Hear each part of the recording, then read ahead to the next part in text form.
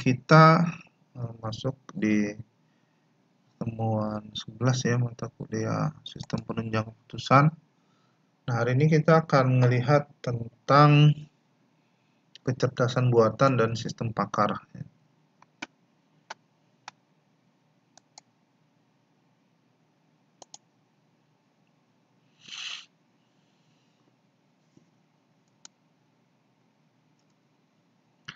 Nah, apa itu kecerdasan buatan? Jadi kecerdasan buatan ya, kalau kita bicara manusia ya, manusia itu kan dia punya akal ya, sehingga dia bisa berpikir ya, sehingga uh, istilahnya dia menjadi cerdas seperti itu ya. Nah, itu merupakan kecerdasan alami istilahnya. Nah, kecerdasan buatan ini itu adalah bagian yaitu dari ilmu komputer ya, di mana mesin itu atau komputer itu bisa melakukan pekerjaan yang sama baiknya atau lebih baik ya daripada yang dilakukan oleh manusia gitu ya. Itu definisi uh, uh, pertama seperti itu ya. Nah, kalau menurut John McCarthy, AI atau kecerdasan buatan ya, artificial intelligence ya, itu adalah untuk mengetahui dan memodelkan proses-proses berpikir manusia dan mendesain mesin agar dapat menirukan perilaku manusia seperti itu. Ya. Jadi istilahnya kita mau meniru manusia bagaimana dia bisa berpikir ya, sehingga mesin itu seolah-olah bisa berpikir seperti manusia gitu ya. Jadi sekarang udah ada ya robot-robot apa seperti itu ya, yang dia kalau kita tanya dia bisa jawab dan seperti itu ya. Nah, itu karena istilahnya ada kecerdasan buatan yang ditanamkan di mesin tersebut. Jadi definisi cerdas itu adalah dia punya pengetahuan dan pengalaman gitu ya. Jadi ada penalaran bagaimana membuat keputusan dan mengambil tindakan moral yang baik. Jadi kecerdasan itu kan hasil belajar istilahnya ya. Jadi belajar, kalau kita belajar misalkan suatu pelajaran atau mata kuliah seperti itu ya, sehingga lama-lama itu kan nanti akan terakumulasi pengetahuan tadi gitu ya di dalam otak dan di dalam diri manusia seperti itu, dan dia juga bertemu dengan pengalaman-pengalaman di luar sana seperti itu ya, sehingga kalau dia nanti mau membuat keputusan ya, dia akan mempertimbangkan seperti itu ya. Mempertimbangkan keputusan apa yang akan diambil seperti itu.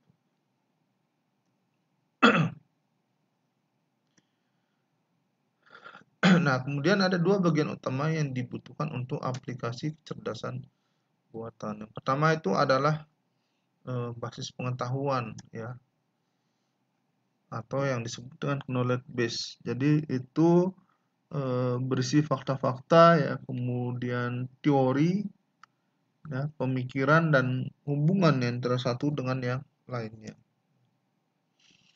Kemudian inferensi, motor inferensi.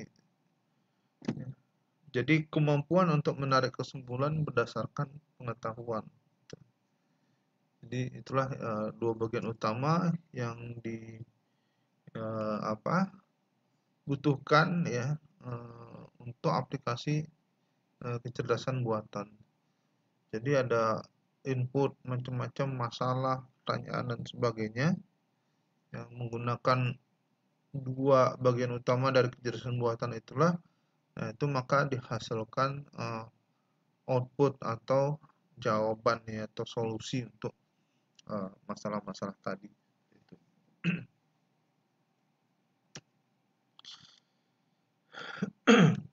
Nah, apa perbedaan antara kecerdasan buatan dan kecerdasan alami? Nah, kalau kecerdasan buatan, dia itu sifatnya lebih permanen ya.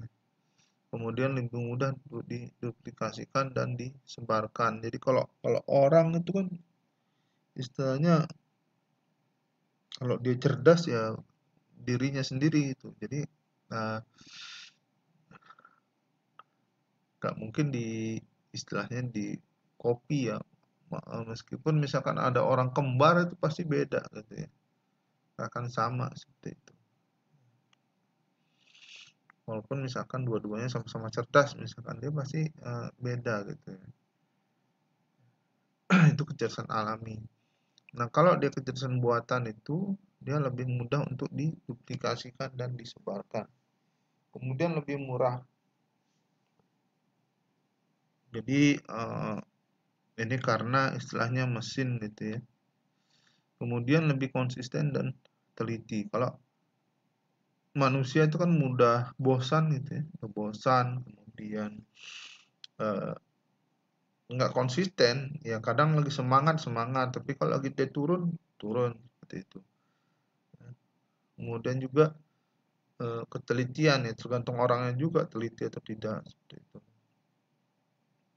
Nah, kalau dia jurusan buatan tuh lebih teliti dan konsisten gitu. Kemudian dapat didokumentasi gitu. Kemudian lebih cepat dan lebih baik. Nah, kalau kecerdasan alami didokumentasi bagaimana? Ya, kecuali orang itu misalkan apa yang dia punya pengetahuan itu dia tulis dalam bentuk buku. Nah, itu kan bisa dibaca oleh orang seperti itu. Ya, tapi belum tentu semua orang cerdas atau apa dia bisa nulis buku juga, enggak juga. Seperti itu ya. Sehingga kecerdasan alami itu lebih susah untuk didokumentasikan. Kalau kecerdasan buatan ya lebih gampang ya karena dia komputer dan mesin. Kemudian juga kecerdasan buatan itu lebih cepat dia dan lebih baik.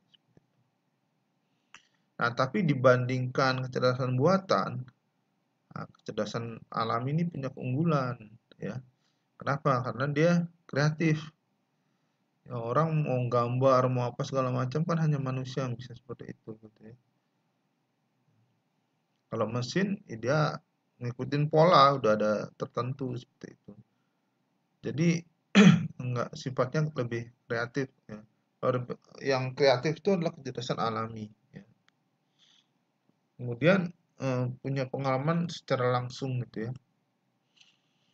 Ya, karena dia punya indera gitu segala macam ya. Istilahnya punya mata, telinga, kemudian kulit dan sebagainya untuk merasakan pengalaman secara langsung. Nah, kalau komputer ya kan nggak ya bisa mendengar ya kalau misalkan dia punya apa mikrofon dan sebagainya gitu ya. Tapi dia nggak seperti manusia mendengarnya atau melihatnya juga nggak bisa seperti manusia.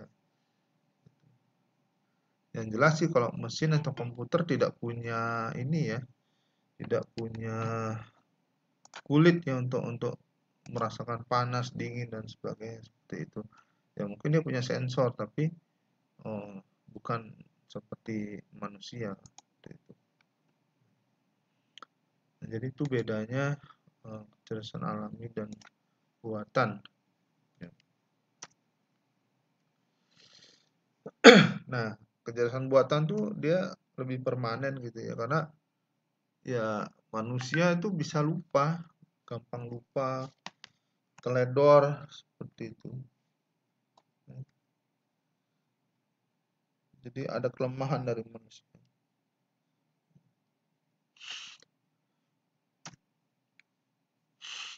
Ya, kalau kecerdasan buatan dia nggak berubah selama program atau sistem komputernya nggak diubah. Nah, lebih mudah untuk diduplikasi dan disebarkan tadi ya. Orang kalau mau ngajarin dari satu orang ke orang lain tuh butuh proses, butuh waktu yang lama. Dan kadang gini, apa yang ditransfer itu belum tentu nyampe semuanya ke orang kedua ini gitu ya. Belum tentu pemahamannya sama dengan orang yang pertama seperti itu. Jadi kalau kita mau menyebarkan pengetahuan, nah itu ini ya itu pasti ada distorsi. Kalau komputer apa yang di-copy itu pasti sama dengan apa yang aslinya. Tapi kalau ke manusia, kita mau ngajarin misalkan bikin program atau apa, belum tentu. Pertama butuh waktu yang lama, yang kedua belum tentu sama hasilnya dengan orang yang pertama gitu. Ya. Tapi kelebihannya manusia, misalnya gini, ada satu orang guru, eh, istilahnya guru ini udah profesor ya, udah ahli sekali untuk satu bidang ilmu gitu ya. Kemudian dia ngajarin satu orang gitu ya. Nah, mungkin pengetahuan yang nyampe ke orang ini, yang orang kedua ini, ya mungkin 50-60% gitu ya. Ya. Tapi bisa nggak dia orang yang kedua ini lebih hebat dari gurunya? Bisa. Dengan catatan apa? Dia punya berapa banyak guru, misalnya 10 guru. Nah, dari semua guru itu dia ambil ilmu-ilmunya, dia gabungkan. Nah, dia bisa lebih baik dari semua gurunya tadi. Gitu. Seperti itu. Jadi kelebihan manusia di situ gitu ya. Ya, tapi kalau bicara masalah pengetahuan itu bisa diduplikasi dan disebarkan, nah ini itu masih masalah kalau eh, di kecerdasan alami ya. Nah, kalau kecerdasan buatan lebih gampang untuk mentransfer suatu pengetahuan. Gitu. Ya sama kayak misalkan di komputer kita ngopi file, ya kan? Cepat kan. Jadi sama persis hasilnya dengan apa yang ada aslinya gitu. Ya, seandainya pengetahuan seperti itu, ya tentu kan istilahnya hebat gitu ya. Seperti itu. Jadi pengetahuan alami itu eh, untuk mentransfernya butuh waktu dan belum tentu hasilnya lengkap. Seperti itu. Nah, di situ menang untuk yang kecerdasan buatan. Terus lebih murah gitu ya. Komputer sekarang bisa dibilang murah ya. Kalau zaman dulu satu komputer tuh bisa berukuran satu ruangan atau satu gedung ya. Sekarang komputer sudah sangat kecil. Handphone kita pun itu adalah komputer sebenarnya. Sehingga eh, untuk mengerjakan pekerjaan apapun dia lebih eh, mudah ya dan dalam waktu yang lama gitu ya. Artinya komputer itu sanggup mengerjakan. Gitu. Terus lebih konsisten dan teliti ya tentu saja ya karena manusia itu gampang bosan pertama. Kemudian yang kedua performanya itu enggak stabil. Ya kadang lagi semangat semangat pagi semangat gitu, begitu siang sampai sore udah loyo gitu seperti itu. Ya. Jadi dia nggak konsisten dan juga nggak teliti. Ya. Kalau yang kecerdasan buatan dia eh, teliti ya karena dia udah diprogram. Kemudian bisa didokumentasi ya. Jadi kita bisa nge-record apa segala apapun di komputer itu ya bisa direkam sebagai. Nah, sedangkan yang kecerdasan alami susah mau didokumentasikan. Isi kepala orang bisa didokumentasikan dengan cara misalkan dia menulis buku, tapi belum tentu pun kalaupun dia menulis buku belum tentu semua yang ada pikirannya itu ada di buku tersebut, belum tentu juga.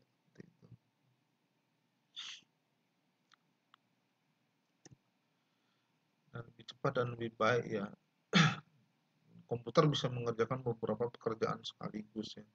Misalkan sambil memproses database, sambil mendownload file ya, sambil nyetel uh,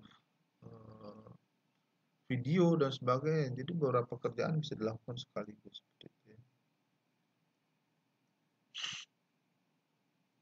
Nah, tapi kecerdasan alami ya ini yang susah ditandingi oleh komputer itu atau kecerdasan buatan itu adalah sifat kreatif ya. Jadi manusia tuh dia bisa berpikir yang kreatif sebenarnya yang di luar dugaan dan sebagainya seperti itu. Nah, kalau yang sistem atau komputer itu dia ngikutin pola yang udah ditentukan.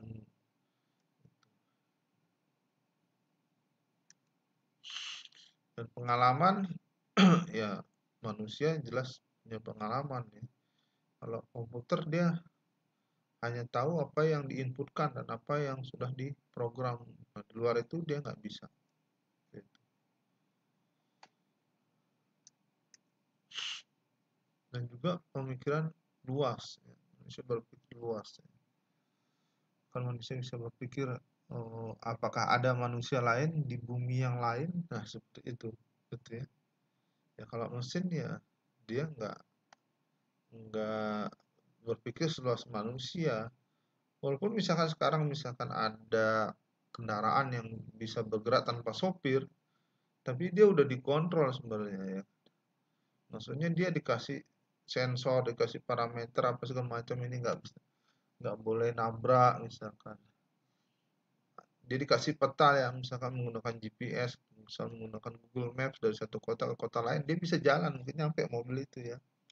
Tapi tentu saja nggak se-fleksibel manusia kalau yang mengendalikan mobilnya. Gitu ya. Karena dia eh, terbatas kemampuan dari kecerdasan buatan itu. Gitu. Ya, mungkin hanya di film-film yang bisa bikin kendaraan tanpa awak yang misalkan canggih sekali gitu. Tapi faktanya di dunia nyata ya belum ada yang seperti itu. Ya kalau ada kan enak sekali kita, jadi tinggal duduk nggak usah nyetir, mobilnya jalan sendiri gitu kan.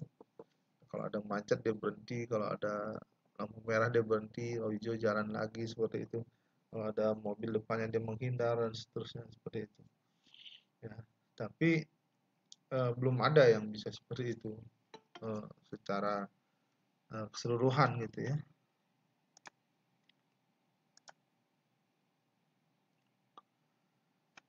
Jadi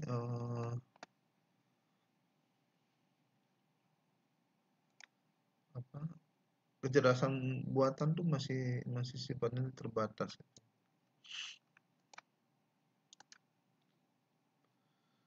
Nah, kemudian ini dia perbandingan ya kecerdasan buatan dengan program konvensional. Ya kalau dia program konvensional dia kan ada algoritma gitu ya. Nah, kalau yang kecerdasan buatan tuh dia sifatnya ada heuristik. Jadi heuristik itu semacam model untuk bagaimana dia bisa misalkan gini loh, mobil dijalankan tanpa awak. Ya. Jadi kalau ada rintangan dia akan nggak akan nabrak, dia akan coba cari jalan lain dan sebagainya. Nah itu tuh sifatnya heuristiknya. Jadi dia istilahnya bisa belajar sendiri gitu, bisa belajar sendiri. Nah kalau yang program eh, konvensional itu dia ada algoritma tertentu, nggak bisa dia di luar algoritmanya. Gitu. Kemudian kalau inputnya kalau di konvensional itu harus lengkap. Nah kalau di kecerdasan buatan itu bisa nggak lengkap.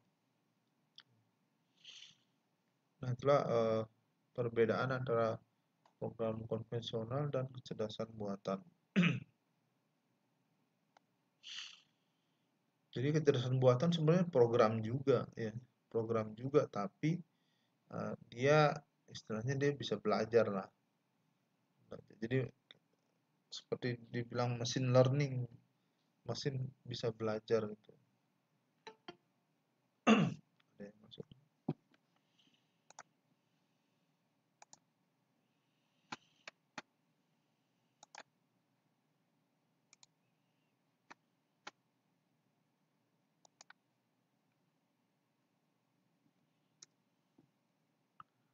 Nah, bagaimana membuat kecerdasan buatan? Jadi kita bisa bisa menggunakan berbagai bahasa pemrograman ya, misalkan C, Pascal atau Visual Basic misalkan atau pemrograman khusus Lisp, kemudian Prolog dan sebagainya itu bahasa-bahasa yang khusus untuk kecerdasan buatan seperti itu. Kalau yang bahasa umum yang bisa menggunakan C, C++, Java dan sebagainya gitu ya untuk membuat komputer itu menjadi cerdas. Ya misalkan ini aja lah apa kalau kita manusia itu main catur gitu ya. Main catur itu kan dia kan berpikir gitu ya. Nah, ada juga program catur komputer gitu ya. Atau komputer yang punyanya IBM zaman dulu itu ada namanya Deep Blue. Itu khusus dia dibuat untuk main catur gitu. Jadi udah 1 triliun kemungkinan dia pelajari gitu ya. Kalau misalkan lawan ini manusia nih menggerakkan poin kemana, dia akan menganalisis itu 1001 atau 1 juta langkah ke depan seperti itu. Jadi komputer tuh akan dia berpikir seperti itu. Makanya kadang susah juga kalau main catur atau apa ngelawan komputer gitu ya karena dia ya udah 1 juta kemungkinan dia udah analisis gitu ya. Nah, kalau manusia ya dia belum tentu seperti itu.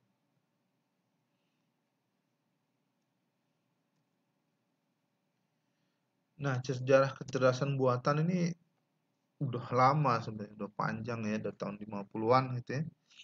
Itu ada Alan Turing, itu pernah ada film Alan Turing itu tentang apa namanya, mesin Enigma gitu ya. Nah, itu merupakan seorang ahli matematika Inggris gitu ya. Jadi dia melakukan percobaan Turing test ya.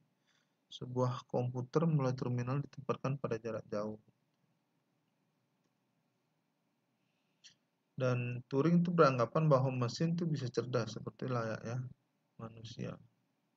Jadi awal kecerdasan buatan ini udah lama dari tahun 50-an. Nah, udah banyak sebenarnya aplikasi-aplikasi buatan ya. Aplikasi kecerdasan buatan ini pada aplikasi komersial. Jadi sistem pakar misalkan dia istilahnya mencoba diagnosis penyakit gitu ya. Penyakit THT misalkan apakah Anda demam ya. Jadi dia akan nanya serangkaian pertanyaan gitu ya. Serangkaian pertanyaan dan kemudian setelah jawab ya tidak ya tidak ya tidak, nah nanti akan dibilang penyakit Anda adalah tonsilitis, mungkin ada bengkak gitu ya di tenggorokan dan segala macam gitu. Nah jadi dia ambil kesimpulan berdasarkan jawaban-jawaban yang ditanyakan gitu ya. Nah ini sistem pakar misalkan. Kemudian ada lagi pemrosesan bahasa alami, natural language processing.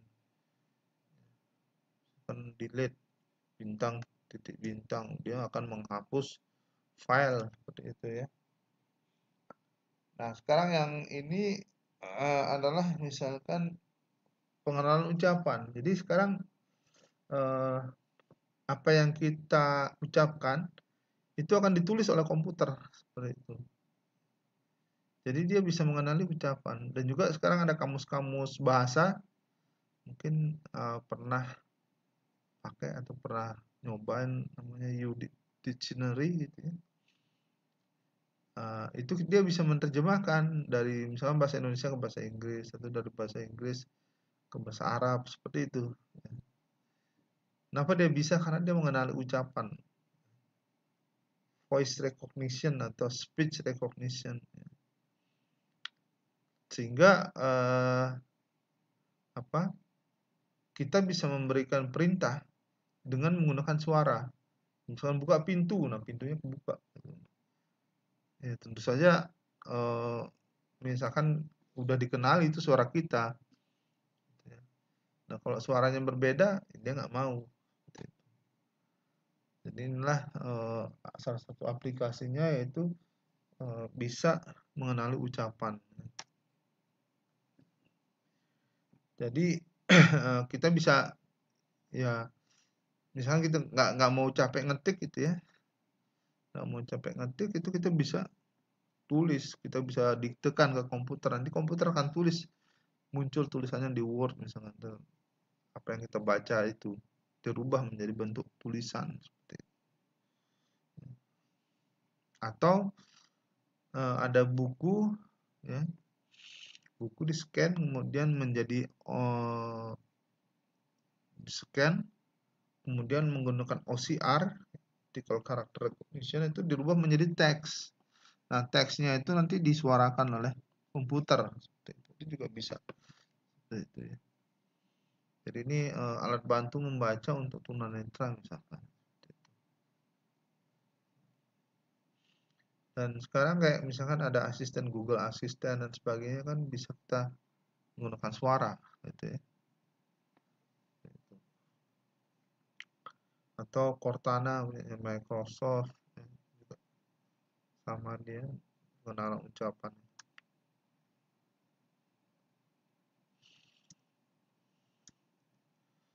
Nah, juga ada telepon untuk penderita bisu tuli seperti itu.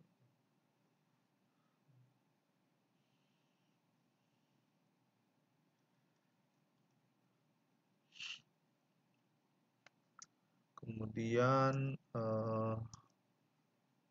bahasa isyarat misalkan itu juga bisa ya untuk tunawicara gitu ya.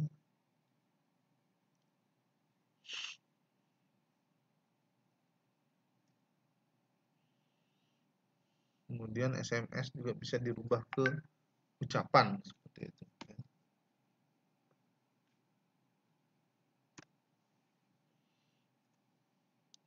Nah, kemudian ada robotika dan sensor gitu.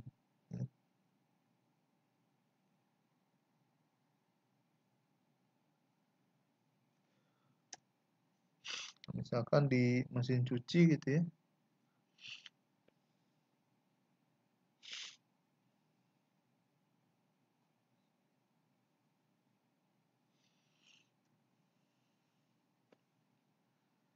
Jadi dia bisa mengatur gerakannya ya di situ.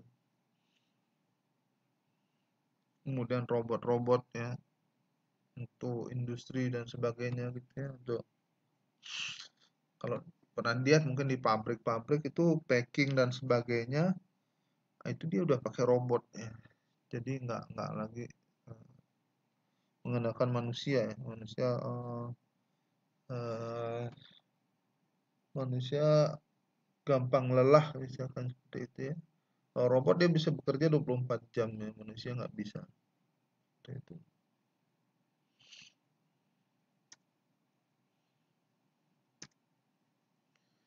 Nah, computer vision ini juga salah satu penerapan dari kecerdasan buatan ya. Jadi dia bisa mengenali sidik jari gitu ya, angka ya, dan sebagainya. Ya, sekarang kan ada model tilang apa electronic traffic law enforcement gitu ya. Jadi didenda ya kalau misalkan eh, ketangkap ya. Kita misalkan tidak menggunakan sabuk keselamatan gitu saat menyetir mobil atau eh, apa menggunakan handphone lagi nyetir dan sebagainya seperti itu. Nah, itu komputer tuh bisa membaca hasil yang ditangkap oleh kamera ya, sehingga disebut dengan computer vision. Dan juga sekarang ada model-model biometrik. Nah, biometrik itu jadi dia autentikasinya nggak menggunakan password lagi. Jadi kalau di laptop-laptop yang modern itu keluarannya HP atau Fujitsu itu dia ada punya pengenal sidik jari ya. Jadi loginnya itu kita cuma nempelkan sidik jari ya, sehingga dia bisa login sendiri. Nah, kalau jarinya tidak sesuai, dia tidak bisa login komputernya, tidak terbuka ya Windows-nya seperti itu. Nah, ini salah satu bentuk aplikasi kecerdasan buatan yang disebut dengan computer vision. Komputer itu seolah-olah bisa melihat gitu ya. Seperti itu. dan bisa membedakan nih wajah antara orang yang satu dengan orang yang lain, ini apakah penjahat atau enggak dan sebagainya seperti itu.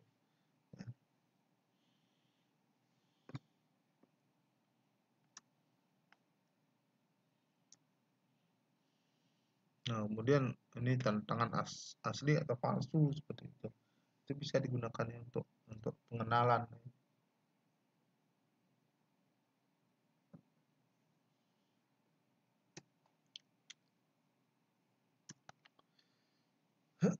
Nah, kemudian misalkan belajar bahasa Inggris ya, itu ada apa program yang dibuat oleh komputer gitu ya, program yang ada instruksinya seperti itu.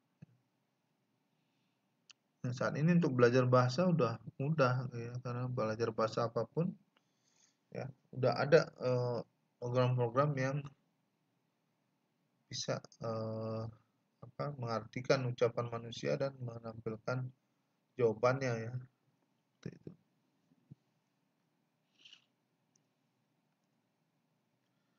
Nah, ini tadi yang saya bilang komputer khusus main catur gitu ya.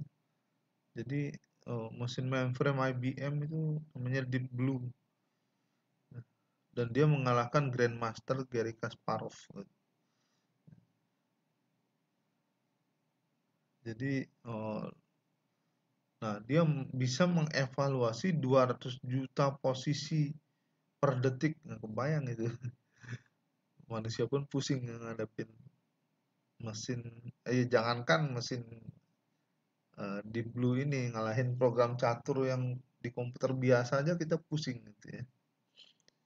Karena dia udah punya 1 juta langkah ke depan gitu. Dia udah memikirkan ya, segala macam kemungkinan udah dianalisis sama dia. Sehingga susah kita mau ngelawannya gitu. Nah, ini contoh penerapan kecerdasan buatan. Nah, kemudian ada soft computing. Nah, soft computing itu merupakan inovasi baru dalam membangun sistem cerdas. Jadi ada metode-metode di dalam soft computing itu misalkan fuzzy logic, itu logika fuzzy, kemudian jaringan saraf tiruan atau neural network, kemudian ketidakpastian ya, kondisi ketidakpastian itu probabilistic reasoning. Ya, ini merupakan bidang-bidang lanjut ya dari kecerdasan buatan.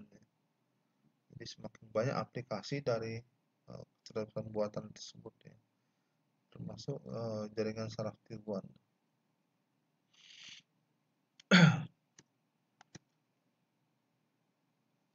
Nah, yang berikutnya itu sistem pakar.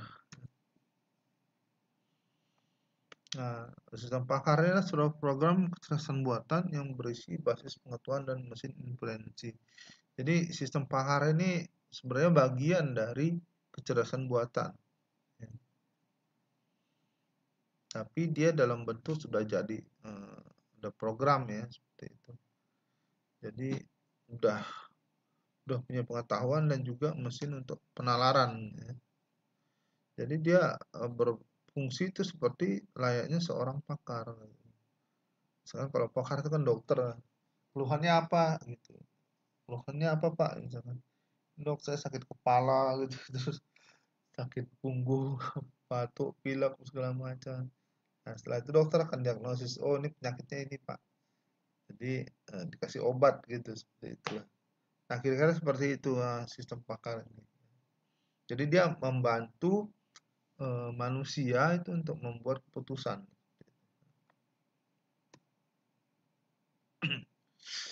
Jadi dia sebagai konsultan lah, ya konsultan. Dokter itu juga konsultan sebenarnya. Karena kita konsultasi kan ke dokter gitu ya, ngasih obat, ngasih saran. Ya, tapi dia sistem pakar ini tidak untuk menggantikan kemampuan seorang pakar, ya. Membantu, iya. Jadi bukan menggantikan ya, tapi membantu.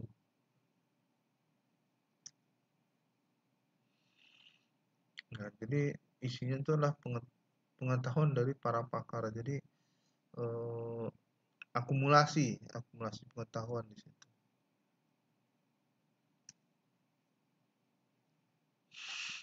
Dan sistem pakar ini bisa digunakan untuk menjawab pertanyaan, memecahkan masalah, dan juga membuat keputusan. Nah, definisi-definisi dari sistem pakar.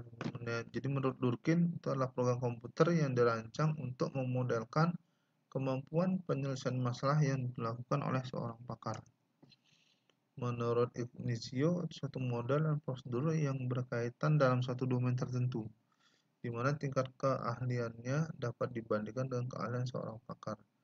Iya, jadi eh, orang itu kan ahli di suatu bidang, dia nggak mungkin ahli di semua bidang kan, gitu ya. Ya, kalau dokter spesialis mata, ya pasti dia ahlinya di mata. Kalau ditanya tentang penyakit dalam dia nggak tahu karena dia bukan pakarnya di situ. Itu.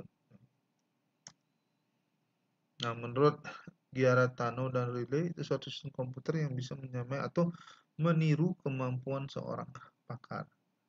Ya, jadi apapun itu dia berarti komputer ya, dan ada program yang digunakan untuk membuat seperti itu.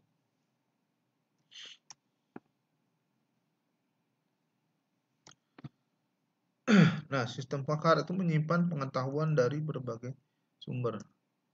Artinya dia punya banyak pengetahuan. Kemudian berisi heuristic knowledge.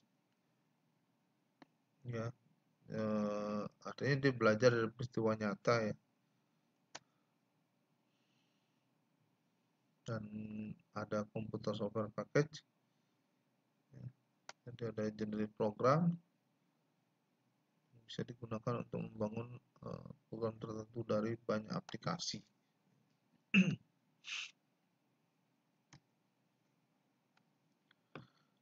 Nah, kemudian sistem pakar itu istilahnya ya dia software tertentu yang khusus untuk satu masalah tertentu gitu. Ya misalkan untuk akuntansi apa segala macam khusus untuk itu, tapi kalau dari bidang lain dia nggak tahu. Dan di situ dia berisi eh, pengetahuan pada domain yang spesifik. Ya kedokteran dia nggak tahu bidang yang lain seperti itu.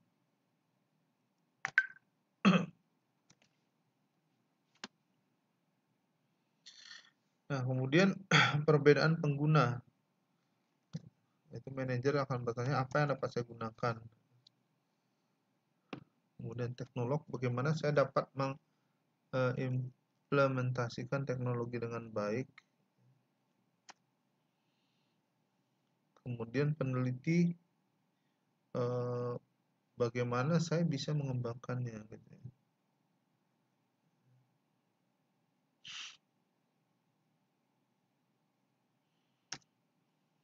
Dan user bagaimana bisa membantu saya, bagaimana bisa menghemat biaya, bagaimana kehandalannya.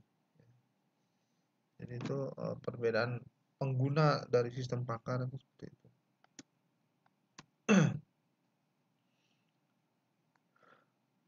Nah, perbedaan antara sistem pakar dan pakar. Ya. Kalau pakar itu ya dia hari kerja, kalau sistem pakar itu setiap saat. Gitu. Ya artinya manusia butuh libur itu. Ya kalau komputer dia enggak 24 jam pun bisa. Gitu. Ya kalau pakar itu hanya tempat tertentu ya. Kalau sistem pakar dari mana aja bisa. Kemudian keamanan ya, pakar tuh nggak bisa diganti ya. Kalau sistem pakar ya bisa diganti.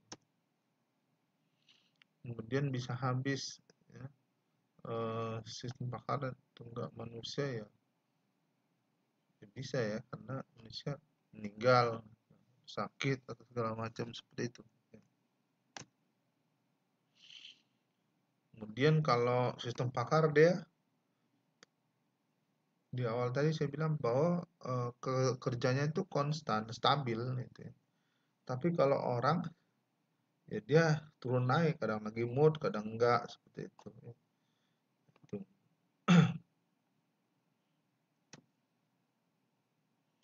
Dan biaya kalau pakar tinggi ya, ya orang ahli banget, ahli sekali, konsultan ahli per jamnya misalkan tarif konsultasinya 100 juta misalkan ada yang seperti itu.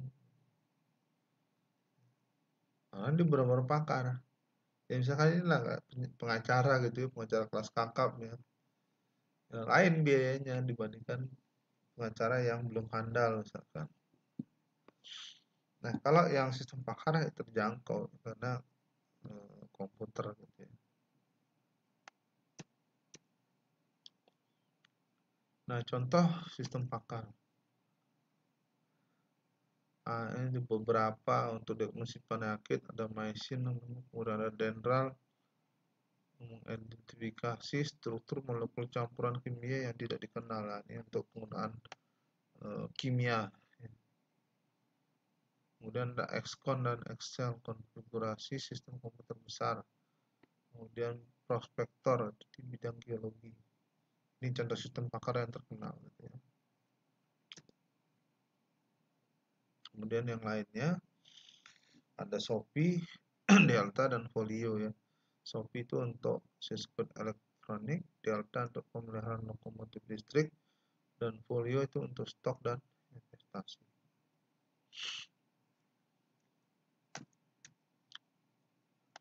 Nah, keuntungan dari sistem pakar ya memungkinkan orang awam bisa mengerjakan pekerjaan para ahli.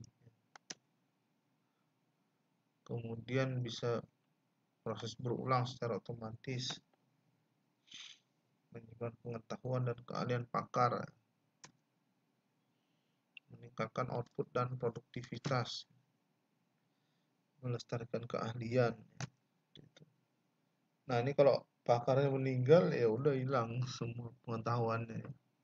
Tapi kalau yang sistem pakar ya bisa diduplikasi. Kemudian dapat beroperasi pada lingkungan berbahaya.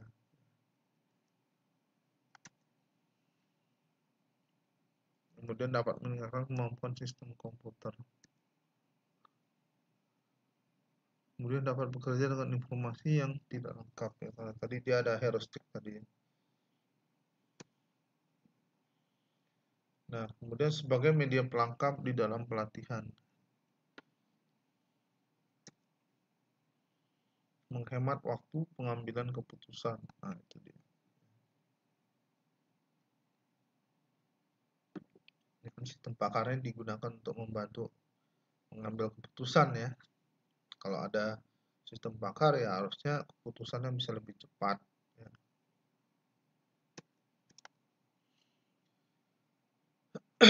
Nah, ini downside dari sistem pakar. Maksudnya kesulitannya atau kerugiannya ya. Membuat satu sistem pakar itu merupakan hal yang rumit gitu ya. Dan juga sistem pakar itu mahal ya. Contohnya yang tadi ya, misalkan mesin catur yang harganya miliaran dolar, karena itu mesinnya kan mesin besar.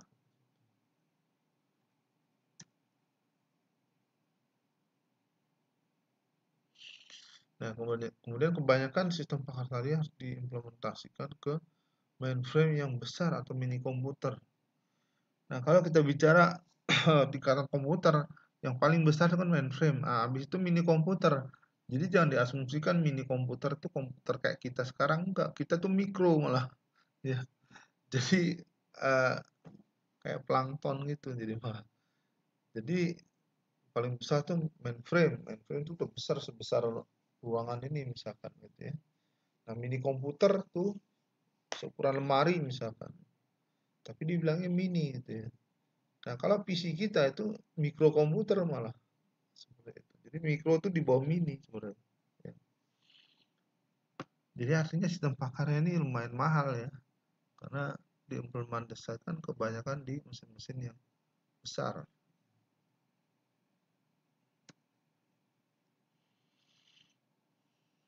Nah, juga ya tidak 100% handal gitu ya. Maksudnya ya walaupun mesin itu nggak selalu juga.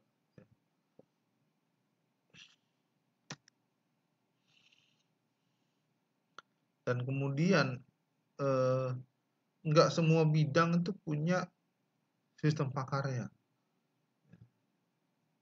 Jadi misalkan tadi bidang kesehatan ada, tadi bidang saham-saham gitu ada gitu ya.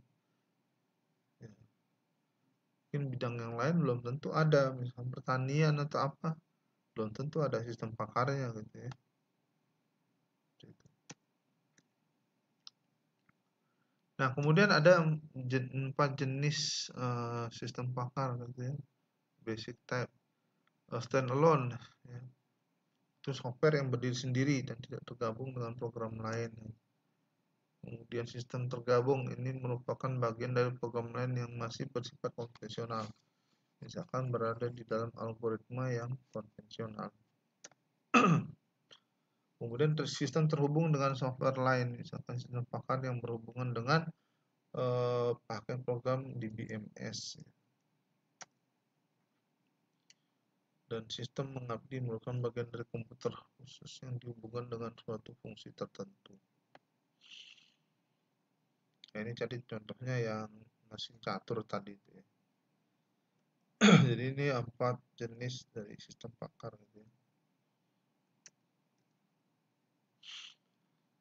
Nah, ini ada perbandingan antara sistem konvensional dan sistem pakar.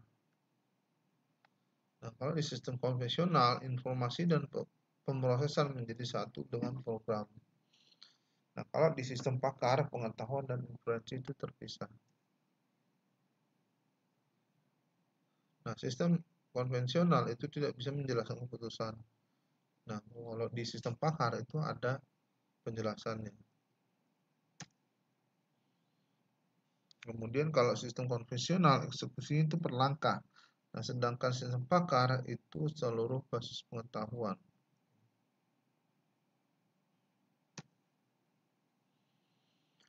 Nah, sistem konvensional itu menggunakan data. Sedangkan expert system atau sistem pakar itu menggunakan pengetahuan. Nah, apa bedanya? Ya, kan kalau dibicara tingkatan data itu ada data. Data itu setelah diolah menjadi informasi. Nah, informasi-informasi yang diakumulasi itu menjadi pengetahuan seperti itu. Ya, jadi bedanya di situ. Kalau sistem konvensional itu masih istilah menggunakan data mentah gitu ya. Tapi kalau sistem pakar itu menggunakan pengetahuan. Jadi di mana tingkatannya itu jauh di atas data maupun informasi.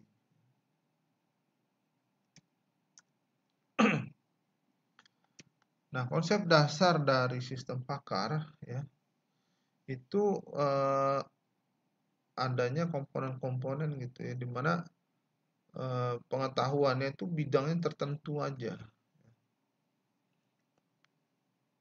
Jadi sistem pakar itu dibuat untuk apa?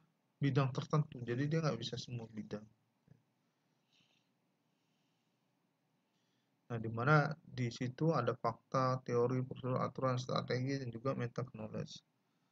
Kemudian pengalihan pengetahuan.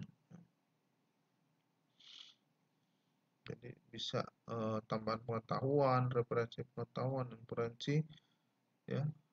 Kemudian juga pengalihan pengetahuan ke user. Jadi inferensi itu adalah kemampuan untuk menalar, gitu ya. Kalau seperti ini ya, seperti itu.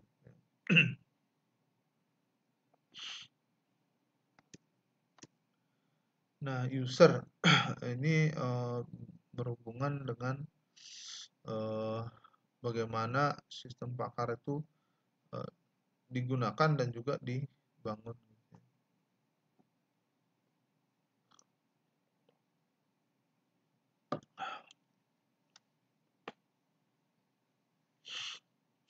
Jadi di situ ada knowledge base ya. Knowledge base itu ada fakta dan juga ada aturan.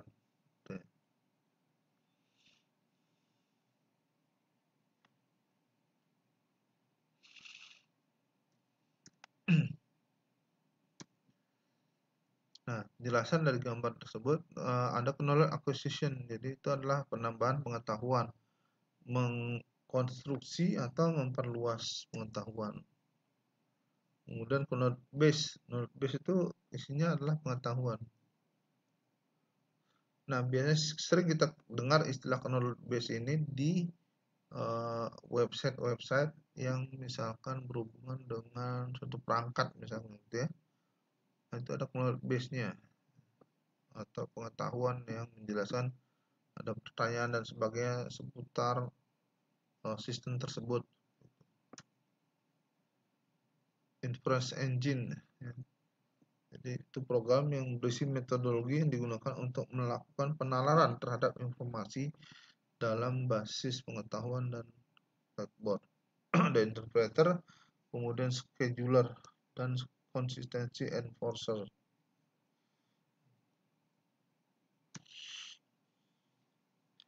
Nah, kemudian ada blackboard, itu area kerja dalam memori yang digunakan dalam kejadian yang sedang berlangsung, termasuk keputusan sementara. Ada plan bagaimana menghadapi masalah, agenda atau aksi-aksi potensial yang menunggu untuk dieksekusi. Kemudian solusi, itu jalan aksi yang akan dibangkitkan. Nah, berikutnya interface itu sebagai media komunikasi antara user dan program. Jadi interface sistem pakar itu misalkan ya ada pertanyaan-pertanyaan dan sebagainya gitu ya. Misalkan kita menggunakan layar sentuh gitu ya untuk berkomunikasi dengan program sistem pakar yang ada di komputer. Nah, kemudian ada explanation facility, melacak respon dan memberi penjelasan tentang kelakuan sistem pakar. Mengapa suatu pertanyaan ditanyakan, bagaimana konklusi dicapai, kemudian apa ada alternatif yang dibatalkan, dan apa yang dilakukan untuk mendapatkan solusi.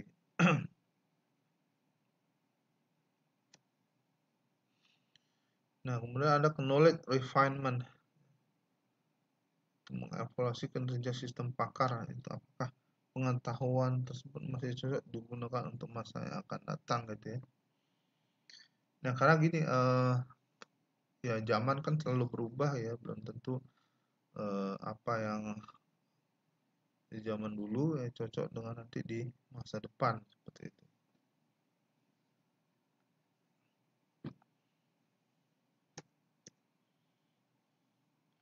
Nah, knowledge base ya itu ada knowledge base itu merupakan istilahnya basis pengetahuan ya, istilahnya markasnya pengetahuan gitu. Jadi di situ knowledge base itu ada pendekatannya ya. Ada rule based reasoning dan juga case based reasoning. Karena rule itu nanti ada if sama then. If ini dan ini if. Ya, seperti itu. Ya, kalau di bahasa pemrograman kan ada if then atau else misalnya seperti itu ya. Nah, ini digunakan jika kita sudah memiliki pengetahuan dari pakar mengenai permasalahan tertentu secara berurutan. Kemudian dibutuhkan jika harus ada penjelasan tentang langkah-langkah pencapaian solusi. Itu yang rule based reasoning. Kalau yang case based kita udah punya kasus-kasus yang dulu yang udah diketahui sebelumnya gitu ya. Kemudian ada kasus-kasus yang hampir mirip. Nah, dari situ kita bisa menyelesaikan penyelesaian kasus-kasus tersebut.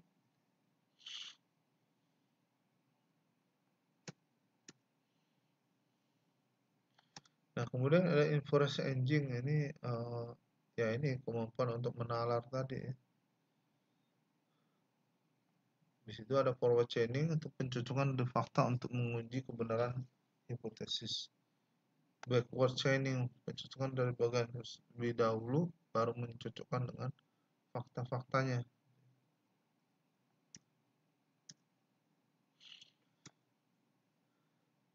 Nah, kasus misalkan rule 1 if A and B kemudian C dan C, kemudian rule 2 dan seterusnya gitu ya.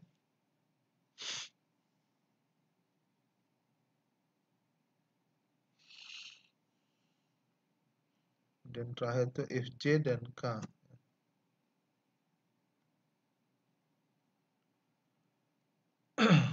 Nah, faktanya A dan F apakah K benar?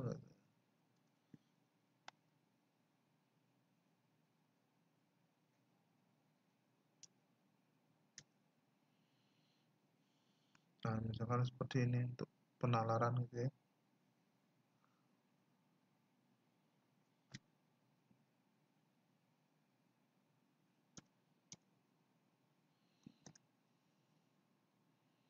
Nah, misalkan untuk kasus if suku bunga turun, harga obligasi naik. Jika suku bunga naik, maka harga obligasi turun. Jika suku bunga tidak berubah, kemudian harga obligasi tidak berubah. If dolar naik, maka suku bunga turun. If dolar turun, dan suku bunga naik.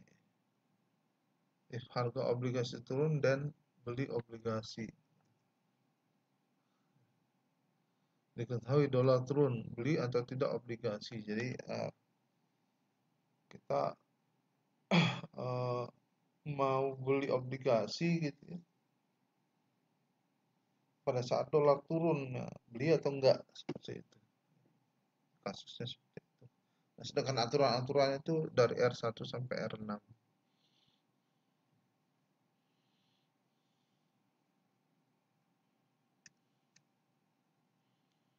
Nah, kemudian knowledge acquisition. Knowledge engineer itu berusaha menyerap pengetahuan untuk ditransfer ke basis pengetahuan atau ke knowledge base. Ya, metodenya macam-macam ya, ada wawancara, kemudian analisis protokol, kemudian observasi kerja pakar, dan juga induksi aturan atau pengenalan aturan. Jadi itu beberapa cara untuk menyerap pengetahuan.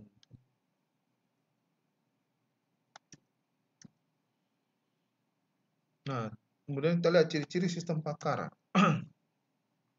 Ya, adanya fasilitas untuk penjelasan ya, explanation, mudah dimodifikasi, dapat digunakan pada berbagai jenis komputer, memiliki kemampuan beradaptasi ya.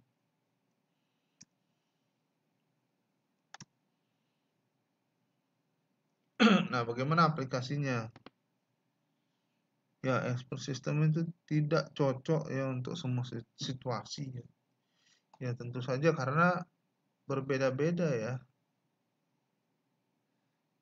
Jadi kalau sistem pakar untuk misalkan tadi catur tadi ya, dia nggak bisa untuk masalah misalkan harga saham, harga obligasi dan sebagainya seperti itu. Karena domainnya udah berbeda, nggak cocok juga untuk semua situasi.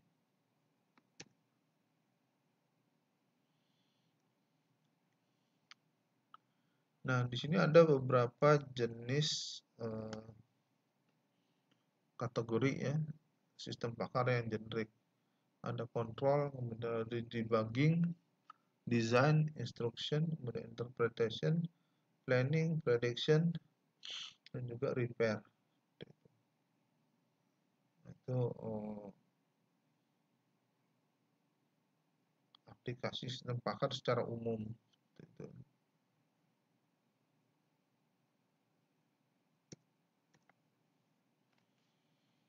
Nah, bagaimana membuat sistem pakar?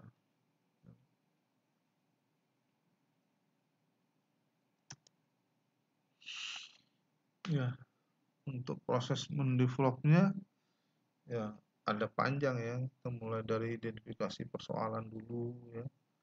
Kemudian cocoknya seperti apa, alternatifnya apa, kemudian dihitung ya, return on investmentnya berapa, kemudian development toolsnya dipilih,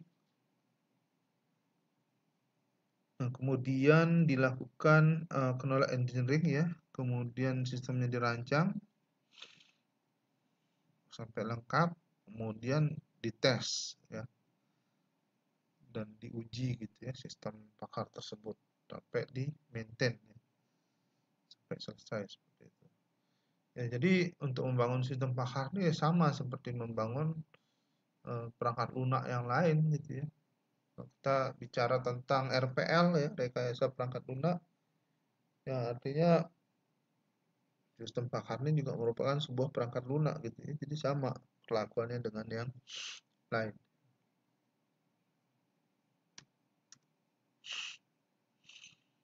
Nah, apakah problem memerlukan sistem pakar? Nah, itu apakah dia memerlukan kepakaran, kemudian biaya tinggi, tidak memerlukan common sense, dan juga subjeknya sempit, tidak memerlukan solusi fisik, tingkat kesulitan sedang, bisa dipecahkan oleh pengetahuan, memiliki solusi minimum. Nah, jadi suatu persoalan itu butuh sistem pakar atau tidak, kita lihat ya faktor-faktor seperti ini.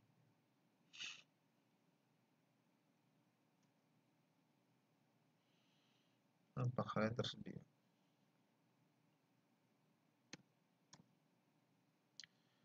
Ya, itu dulu materi kita ya tentang kecerdasan buatan dan sistem pakar. Jadi artinya seperti ini. Kecerdasan buatan itu sebenarnya bidang yang sangat luas.